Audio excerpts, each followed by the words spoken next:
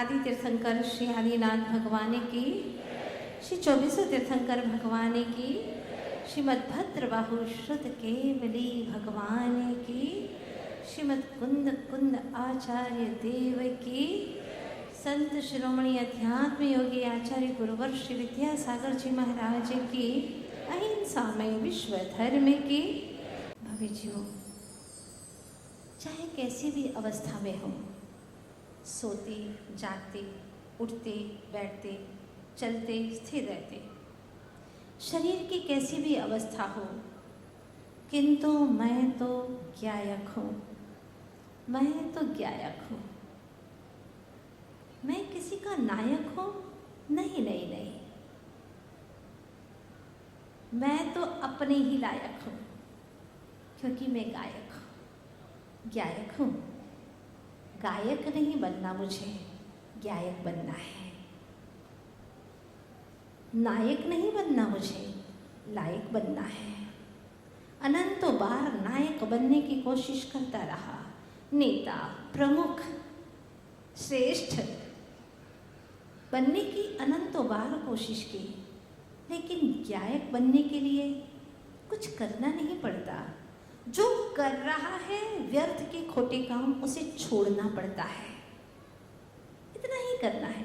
मूर्ति बनानी थोड़ी पड़ती है, मूर्ति बनानी नहीं पड़ती। व्यवहार में कहने में आता है कि मूर्ति बना दी है, मूर्ति तो उसी में थी, पर साथ में और भी अनावश्यक पत्थर उसके साथ में जुड़ा हुआ था, उसको कुरेद करके छेने के माध्यम से निकाल दिया, तो मूर्ति उभर करके सामने आ गई। हमारे प्रभु की वीतराग मूर्तियाँ जोड़ से नहीं बनाई जाती, तोड़ तोड़ करके बनाई जाती है, छांट छांट करके बनाई जाती है। जो अनावश्यक है उसको निकाल दिया जाता है, जो महत्वपूर्ण मूर्ति है वो स्वतः उभर करके आ जाती है। नाक है, आंखें हैं, ओष्ठ है, हाथ है, श्रीवत्स है, सब कुछ हर चिन्ह मूर्ति के अंदर है। बनाना कुछ नहीं पड़ता, उसके अंदर अलग से कुछ जोड़ना नहीं पड़ता, बस जो अनावश्यक पत्थर है उन्हें उकेर करके बाहर निकाल दिया जाता है। बस ऐसे ही मेरे भीतर में ही परमात्म तत्व है, मैं परमात्म तत्व हूँ शक्ति से। इसका व्यक्तिकरण नहीं हुआ, प्रगटीकरण नहीं हुआ है। मूर्ति तो है वहाँ पर, उस खदान के पत्थर में है, लेकिन उसका प्रगटीकरण कब होता है? जब कोई आकर के उसे तराशे, और वह भी सलीके से तराशे, उपयोग की एकाग्रता से उसको तराशे, तो मूर्ति प्रकट हो जाती है। तुम क्या चाहते हो कि मैं दुनिया के सामने आदर्श बनूं? आदर्श बनूं, आईना बनूं, ताकि तुम्हारे अंदर सब लोग अपना चेहरा देखें? तुम क्या करोगे? ध्यान रखना, जमाना खुद नुमाई का नहीं पछताओगे, जमाना खुद नुमाई का नहीं पछताओगे। आईना बन कर जिधर जाओगे फूट जाओगे, आईना बन करके जिधर जाओगे फूट जाओगे। इसीलिए कहती हूँ आईना न बनो, एक पाषाण ही बनो। इसीलिए कहती हूँ आईना न बनो, एक पाषाण ही बनो। जब तराशे जाओगे तो भगवान हो जाओगे, जब तराशे जाओगे तो भगवान हो जाओगे। कौन तराशेगा? कौन है तराशनहारा? बाहर की मूर्ति को तराशने के लिए शिल्पी आता है, पहली छेनी से तराशता है, लेकिन भीतर के परमात्मा की मूर्त को प्रकट करने के लिए कोई भी शिल्पी नहीं आने वाला। खुद को ही तराशना है, खुद को ही संयमित होकर के बैठ जाना है, अपने आप में नवलीन होना है, और जो अनावश्यक विकारों के पत्थर है, पाषाण है, उन्हें अलग करना है, उन्हें जुदा करना है। निमित्त को दूर मत करो। हाँ, ये मुझे भगवान नहीं बनने देता है, इसके कारण से मैं सम्यक दृष्टि नहीं बन पा रहा हूँ, इसके कारण से मैं समझ नहीं पा रहा हूँ, इसकी वजह से मुझे भेद ज्ञान नहीं हो पा रहा है, इसके कारण से मैं धर्म ध्यान नहीं कर पा रहा हूँ। बिल्कुल गलत गलत गलत। कुंद कुंद स्वामी कहते हैं, किसी की वजह से तुम धर्म नहीं कर पाते हो। धर्म कोई करने की चीज नहीं है, धर्म तो स्वभाव में, धर्म विचार में है। आप दुकान पर बैठ करके धर्म कर सकते हैं, आप भोजन करते करते भी धर्म कर सकते हैं। योगी भोजन करते करते कर्म निर्जरा करता है और भोगी अज्ञानी भजन करते करते भी कर्मों का बंध करता है। क्या बात है, बात अंदर की है, बाहर की नहीं है। इसीलिए हमारे आचार्य भगवंतों ने कहा है, और एक दिन आत्मबोध शतक में बैठ करके गूंथा। क्या कहते हैं आचार्य भगवान? निमित्त दूर करो मत चेतन, उपादान को संभालो, बारंबार निमित्त मिलेंगे, चाहे कितना कुछ कर लो। कर्मोदय नो कर्मों के स्वयं निमित्त जुटाता है, उपादान यदि जागृत हो तो कोई न कुछ कर पाता है। क्या बात कही है, इस समय सार का सारभूत है। निमित्त दूर करो मत चेतन। चलो, तुमने दूर कर दिया, बहू को दूर कर दिया, सास को दूर कर दिया बहू ने, इसके कारण से मैं बहुत परेशान हूं, धर्म नहीं कर पाती हूँ, उसको दूर कर दिया। लेकिन दूसरा कारण मिल गया तुम्हें, कर्मों ने तुम्हें रोगी बना दिया। अब जाओ करो तुम धर्म, नहीं कर पाओगे।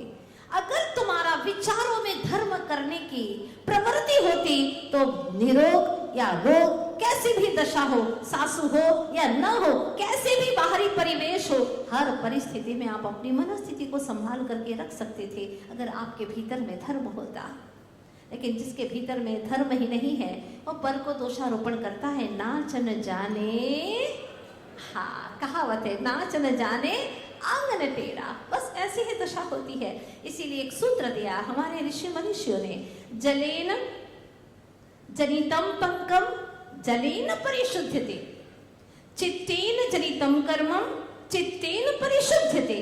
क्या बात कही है, जल में ही उत्पन्न होने वाला कीचड़, पत्थरों पे नहीं होता कीचड़, किसके ऊपर होता है? खाली पत्थर है तो कीचड़ नहीं होगा, जल मिलता है तो कीचड़ होता है। जलेन जनितम पंकम, जल से उत्पन्न हुआ कीचड़ जल से ही धोया जाता है। ध्यान रखना, जल में ही उत्पन्न हुआ है, जल से उत्पन्न हुआ है, लेकिन जल से ही धोया जाता है। ठीक उसी प्रकार से हे चेतनात्माओं, जागृत हो जाओ। चित्तेन जनितम कर्मम, जो चित्त से, अपने ही आत्मा से, अपने ही भावों से तुमने कर्म बांधे हैं, जो कर्म तुमने इकट्ठे किए हैं, संचित किए हैं, वो अपने ही चित्त से, अपनी ही चेतना से उसका शुद्धिकरण होने वाला है। अपनी चेतना को जागृत करो, विचारों को बदल दो। बस वही सूत्र याद रखो, जहां दिठो तह पिठो, जहां पिठो तह दिठो, यही मोक्ष को चिट्ठो। जहां दृष्टि है वहां पीठ कर दो, जहां पीठ है वहां दृष्टि हो जाएगी, यही मोक्ष की चिट्ठी तुम्हें मिल जाएगी। तुम्हें जैन कुल मिला है, समझ लेना कि तुम्हें मोक्ष की चिट्ठी मिल गई है। जैन कुल मिलना मतलब सिद्धों का संदेश मिल गया है, और इसके बावजूद भी न सुने, अनसुना कर दे। सुनते हुए लगता है लेकिन अनसुना कर दे तो उसका ही दुर्भाग्य होगा। सब कुछ मिल गया फिर भी कहता है मन नहीं लगता, अच्छा नहीं लगता, आज तो दिन भर बहुत बेकार लगा। क्यों बेकार लगा? कितने दिन तेरे ऐसे बीत गए। कई बार तो कहता है कि मुझे अच्छा नहीं लग रहा है।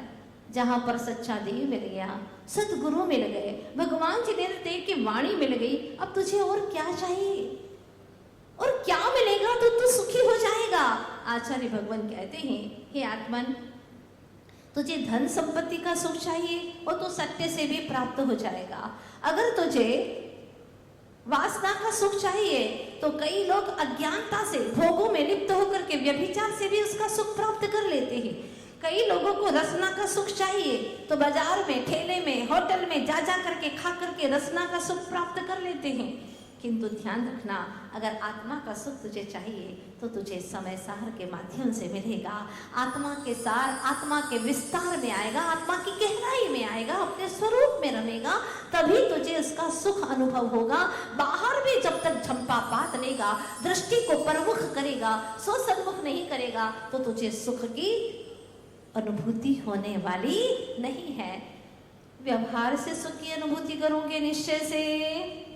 अब यहाँ पकड़ लिया, आचार्य भगवान कहते हैं केवल व्यवहार को पकड़ेगा, निश्चय को छोड़ देगा, मात्र क्रिया कांड करता रहेगा, उसी में धर्म मानेगा तो व्यवहाराभासी हो जाएगा।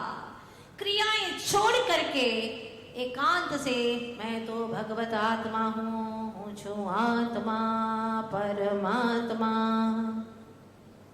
बोल तो रहे, कहीं थमानो नहीं, हाँ, क्योंकि इसमें कुछ भी होने वाला नहीं है। रटता रहे रटता रहे रटता रहे, कुछ नहीं होगा। जैसे कि वह रट रहा था, उसको याद हो गया था कि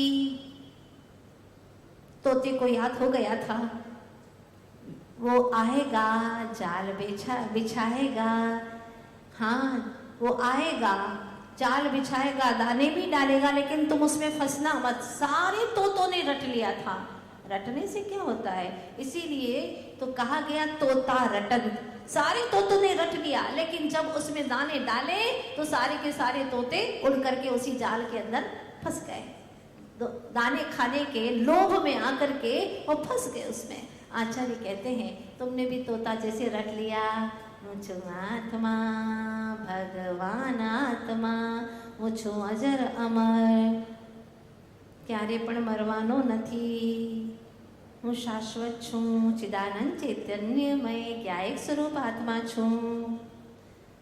हाँ बोल तो दिया आपने, लेकिन सच्चाई क्या है? शब्दों से यहाँ तक कह दिया कि મને અહીંયા ગમે છે, બહારમાં ગમતું નથી, पर ગમે તો બહારમાં જ છે, ખાવામાં મજા આવે છે, हाँ भोजन करने में अच्छा लगता है, जितना भजन में उपयोग एकाग्र नहीं रहता। इसका मतलब क्या है? भीतर में झांक करके देखना। आचार्य कहते हैं चाहे निश्चय की बात हो चाहे व्यवहार की बात हो, अगर आप कितना ही कथन शैली में कुछ भी कहते रहो किंतु भीतर की उपादान जागृति नहीं हुई है तो आपका कर्म बंद होगा ही होगा। एक उदाहरण दिया आचार्य भगवंतों ने। शास्त्रों में एक सुंदर दृष्टांत आता है भारुंड पक्षी का। कहते हैं कि जो भारुंड पक्षी होता है वह उसके 3 पैर होते हैं, उसका शरीर इतना भारी होता है, इतना वजनी होता है कि 2 पैरों से वह अपने शरीर का वजन सह नहीं पाता। उसके 3 पैर होते हैं, इतनी ताकत होती है, इतना विशाल होता है और बहुत ही जम करके वह पैर उठाता है और रखता है, बहुत सावधानी पूर्वक रखता है। पेट इतना बड़ा होता है उसका कि एक मुंह से खाने से उसका पेट नहीं भरता, उसके 2 मुंह होते हैं, आगे और पीछे। इस तरह से वह दोनों मुंह से बारी बारी से खाता है, तब कहीं उसका पेट भरता है। जैसे कि यहाँ अज्ञानी होते हैं ना, भारुंड पक्षी के समान दिन में भी खाते हैं और रात में भी खाते हैं, भक्ष को भी खाते हैं अभक्ष को भी खाते हैं। अफसोस हमारे संत, हमारे गुरुजन, हमारे अपने मार्ग निर्देशक संत तो भक्ष को भी त्याग करते चले जाते हैं। भक्ष है, अभक्ष तो पहले ही त्याग कर चुके, लेकिन जो भक्ष है खाने योग्य उसमें भी प्रमाण कर लेते, उतना ही खाएंगे। और उन्हीं के भक्त होकर के आप अभक्ष का त्याग नहीं कर पाते। आश्चर्य की बात है।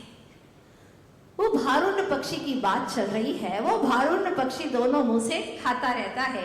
एक बार दोनों मुंह में लड़ाई हो गई। एक ने कहा कि मैं ज़्यादा खाता हूँ, मैं ज़्यादा परिश्रम करता हूँ, और दूसरे ने कहा नहीं नहीं मैं ज़्यादा खाता हूँ। इस प्रकार से गुस्से में आकर के उसने सोचा कि अभी इसको मैं दिखाता हूँ। हाँ, ये सोच करके एक मुंह जो था ना, वो क्या सोचता है कि अभी भी इसको दिखाता हूँ, और जहर खा लेता है। एक मुंह जहर खा लेता है।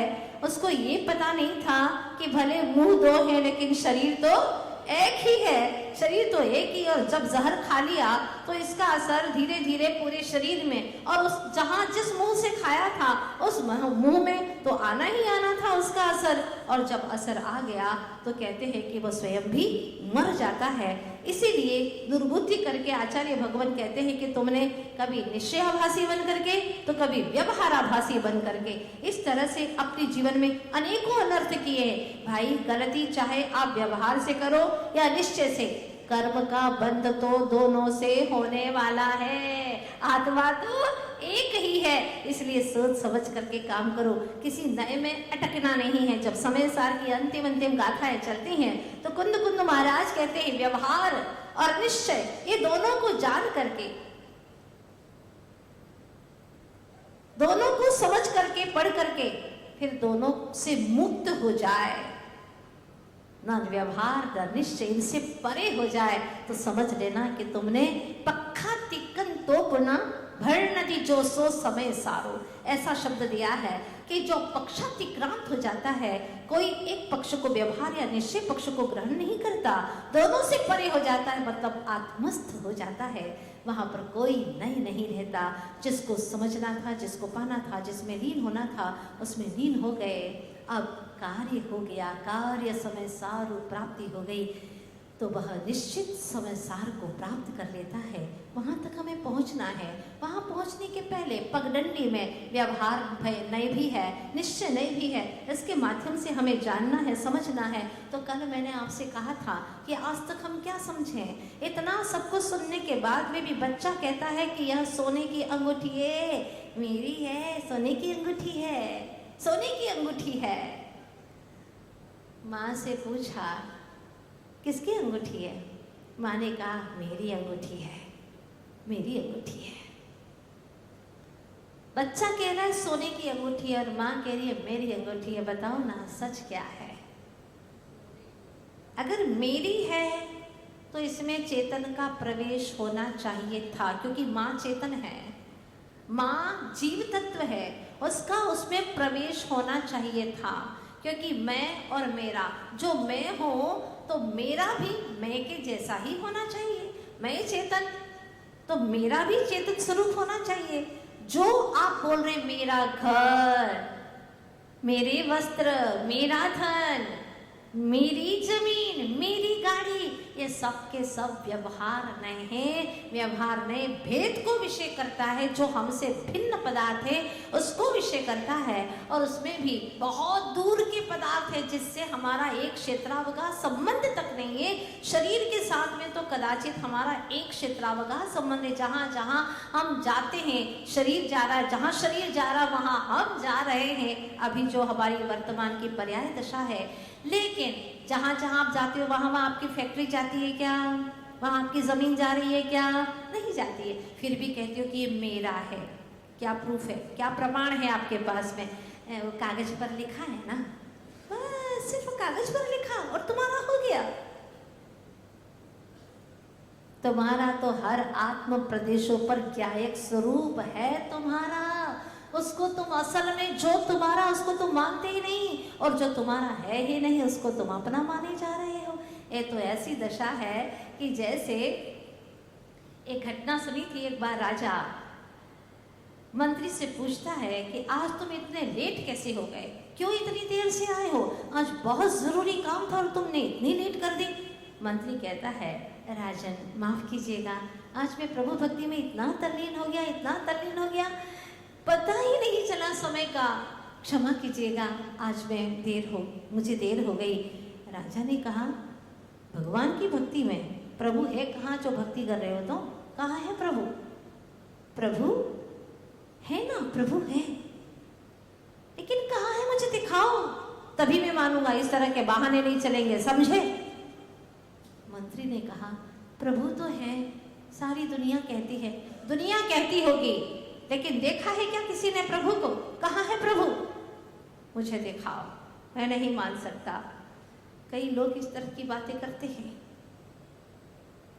एक बार वाद विवाद प्रतियोगिता हुई, डिबेट में विषय रखा गया था कि प्रभु है ही नहीं, विपक्ष में, और पक्ष वालों ने बोला और बड़े जोर जोर से दमखम के साथ में उन्होंने विषय प्रस्तुत किया कि प्रभु है, प्रभु है। और विपक्ष वालों ने अपना विषय रखा कि प्रभु कहीं नहीं है, सब यह शेख चिल्ली जैसी बातें हैं, कहते हैं लोग, पर देखा किसने है? आखिर में जब सारी डिबेट प्रतियोगिता संपन्न हो गई और उसमें विपक्ष वाले ने वाकई में इतना अच्छा बोला, इतना अच्छा बोला कि नंबर ले लिया, उसने फर्स्ट आ गया। वहाँ जब पुरस्कार लेने के लिए आया और कहा वाह गजब कर दिया। हाँ, क्या बोला तुमने, क्या शब्दों का चयन था और क्या प्रज्ञा बुद्धि है तुम्हारी, गजब। उसने कहा तो सब गॉड गिफ्ट है साहब, अपना क्या है, सब गॉड गिफ्ट है, अपना क्या है। जिसने विपक्ष में इतना बोला कि प्रभु नहीं है नहीं है, अपनी सारी झूठी दलीलें पेश करी, उसने प्रथम आ गया, पुरस्कार ले रहा है, लेकिन उसके मुंह से भी निकल गया जो सच था कि प्रभु गॉड गिफ्ट है, यह तो प्रभु की देन है। वाह क्या बात है। इंसान के भीतर कुछ होता है, बाहर कुछ होता है, कहता कुछ है, करता कुछ है।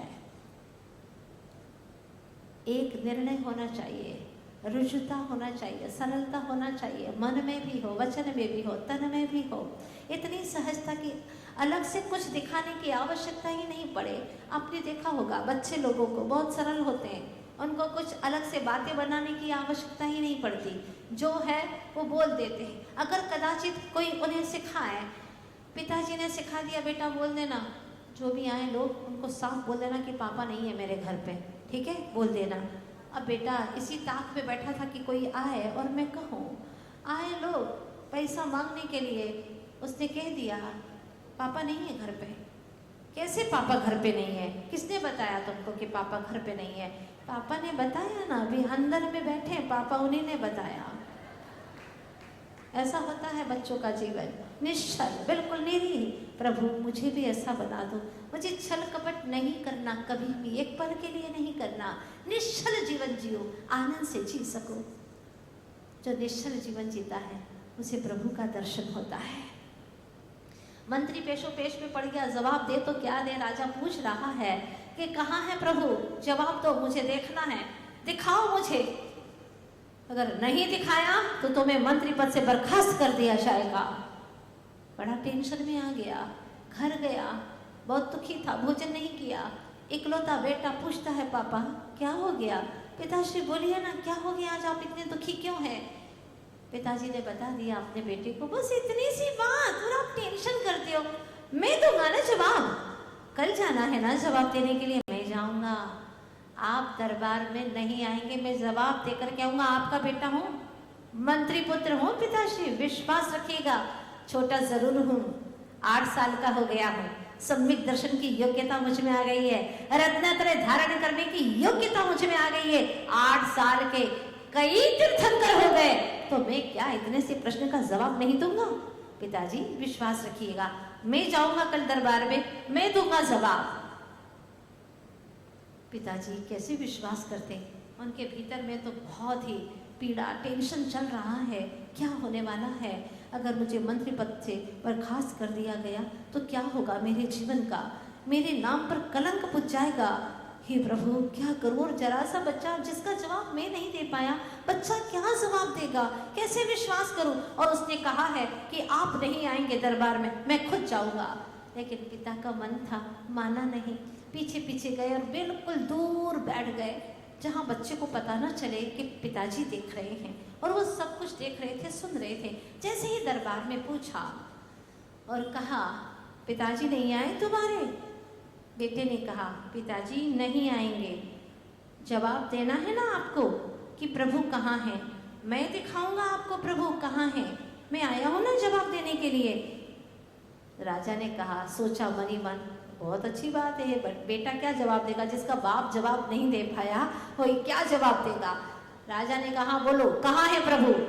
उसने कहा राजन आपको प्रणाम करता हूँ, और एक बात कहूँ, आप तो राजा हैं राजा, क्या बच्चों से इस तरीके से बात करते हैं क्या? आप तो राजा हैं ना, बच्चों से तरीके से तो बात करते हैं ना। आते ही बच्चों की आओ भगत करूँ, आखिर मैं आपको जवाब देने के लिए आया हूँ। तो जो जवाब देने के लिए आता है, प्रश्न का समाधान करने के लिए आता है, वो बड़ा विद्वान ज्ञानी तो होता है ना राजन। तो ज्ञानी जीवों की क्या आप इस तरह से सम्मान करते हैं कि हाँ बताओ? ऐसे तो नहीं राजन, मैं बच्चा हूँ ना, तो पहले मेरे लिए एक दूध का कटोरा तो आपको देना ही चाहिए पीने के लिए, बच्चों का सम्मान तो करना ही चाहिए ना। चलो ठीक है, राजा को पहली बार ये अक्ल आई कि ऐसा भी करना चाहिए। उसने कहा दरबारियों से जाओ एक दूध का कटोरा लेकर के आओ और बालक के हाथ में थमा दो। तत्काल पेश किया गया दूध का कटोरा। उस बच्चे के पास में जैसे ही कटोरा आता है, वह कहता है, देख रहे हैं ये दूध का कटोरा है, हाँ हाँ पी लो ना, तो कहने की क्या जरूरत है, पियो जल्दी से और हमारे प्रश्न का जवाब दो। वो कहता है, राजन इस दूध के अंदर क्या है? अंगुली लगाता है, घोलता है, बताइए ना इस दूध के अंदर क्या है? क्या है? क्या शक्कर डली है? तुम फिर ऐसा ले आते तो कहते कि ऐसा दूध देते हैं क्या? फिर तुम तर्क करते, समय बर्बाद करते, इसलिए मैंने पहले से ही इसके अंदर शक्कर डाली। नहीं नहीं राजन, और क्या है इसके अंदर बताइए ना। शक्कर डली है, इलायची डली है और जायफल डला है, और बताओ दरबारियों क्या क्या डला है इसके अंदर? बता देते एक एक एक एक ये चीजें। नहीं नहीं राजन, इसके अंदर मैं ये पूछ रहा हूँ क्या है, इसके अंदर और क्या है? और क्या है?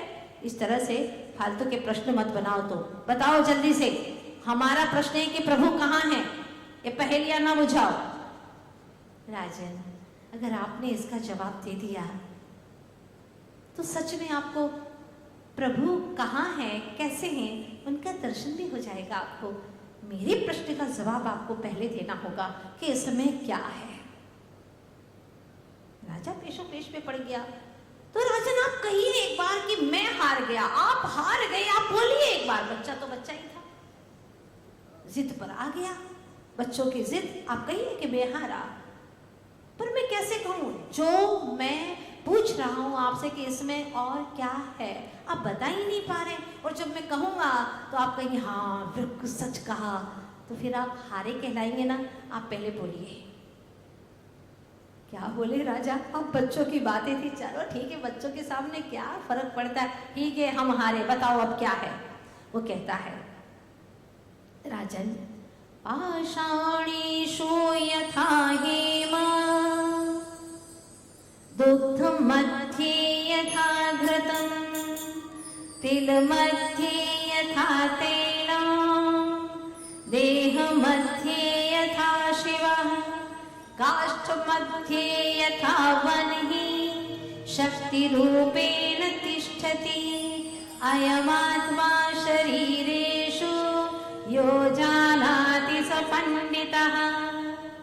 वाह क्या बात कही, उसके तो श्लोक बोलते तालियों की गड़गड़ाहट हो गई।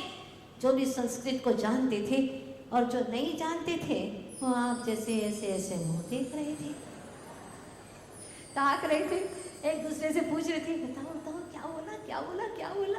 अरे क्या क्या बोला उसने, तो सब कुछ बोल दिया। क्या बोला उसने? पाषाणेषु यथा हेम, जिस प्रकार से खान में पाषाण होता है उसके अंदर स्वर्ण छिपा होता है। पाषाणेषु यथा हेम दुग्ध मध्ये यथा घृतम, जब जब भी घी निकला है दूध से निकला है।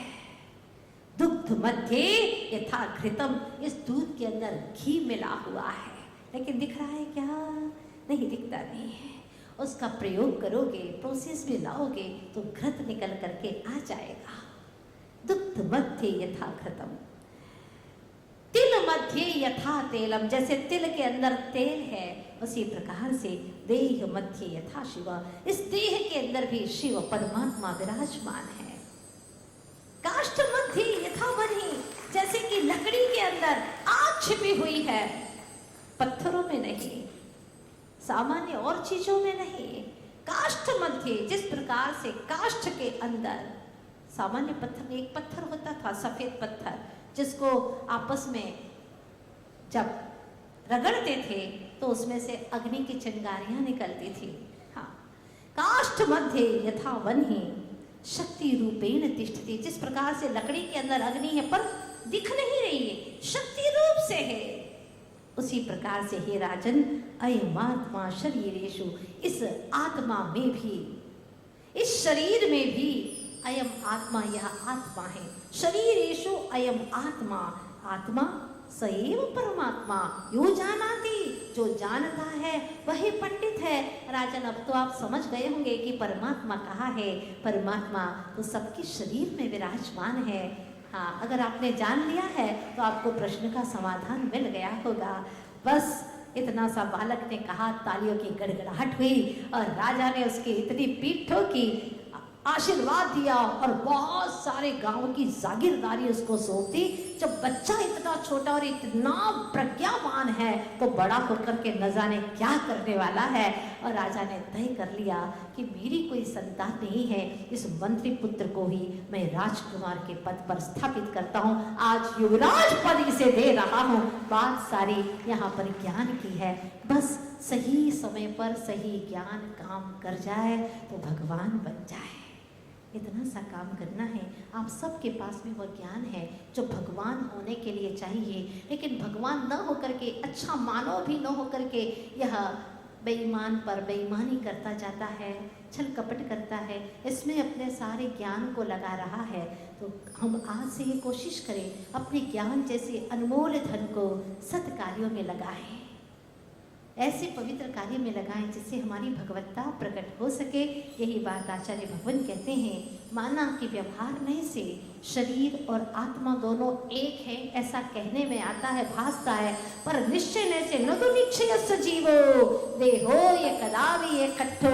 माना कि व्यवहार रह से इस शरीर के अंदर आत्मा है, फिर भी लोग कहते हैं कि मैं आत्मा हूँ, मैं आत्मा हूँ, मैं शरीर को ही क्या बोलते हैं, आत्मा हूँ, शरीर को आत्मा बोलते हैं, आत्मा को मैं बोलते हैं, अर्थात शरीर रूप जानते हैं। व्यवहार में कहने में आता है शरीर और आत्मा दोनों के जोड़ रूप, कहता है कि मैं फलाना चंद हूँ, मैं ये हूँ, मैं वो हूँ, अपनी पहचान बनाता है। ये सब व्यवहार की बातें हैं, किंतु निश्चय से जीव जुदा है और पुद्गल भी जुदा है, एक एक कण जुदा है, पुद्गल का एक एक परमाणु जुदा है। बस इसी का चिंतन कर, जब ये पुद्गल का परमाणु जुदा है, शरीर जुदा है, तो और कोई तेरा कैसे हो सकता है चेतन। बस इसी को मान करके, जान करके, पहचान करके अपनी अंतर यात्रा को, अंतर जगत की यात्रा को जारी कर और भीतर ही भीतर प्रयाण कर, जब तक कि मंजिल ना मिले। चलता चल, चलता चल, चलता चल। इस तरह से आप लोग गाते हैं ना, चल अकेला, चल अकेला, चल अकेला, बस अकेला चल चेतन, अकेला ही चलना है। यहाँ दो जा ही नहीं सकते, एक परमाणु भी अंतर जगत में नहीं साथ जा सकता। अकेला चल, अकेला होने का पूरा पूरा भाव बना, लक्ष्य बना और भीतर की ओर प्रयाण करना है। सभी का लक्ष्य, उसमें अनंत सुख है। चाहे बाहर में कैसी परिस्थितियां, मैंने कहा था ना आपको पहले ही कि चाहे बाहर में कैसी परिस्थितियां हो, बस तुझे तो एक ही अलग जगानी है, मैं गायक हूँ, मैं ज्ञान स्वरूपी हूँ, मैं परमानंदमय हूँ, बस ये ही लगन लग जाए, बस तो बेड़ा पार हो जाएगा। आचार्य जी हमेशा एक सूत्र कहते हैं, दमदार बेड़ा पार। दमदार बन जाओ अध्यात्म के विषय में, बेड़ा पार हो जाएगा। बस इतना ही करना है। चैतन्य चिदानंद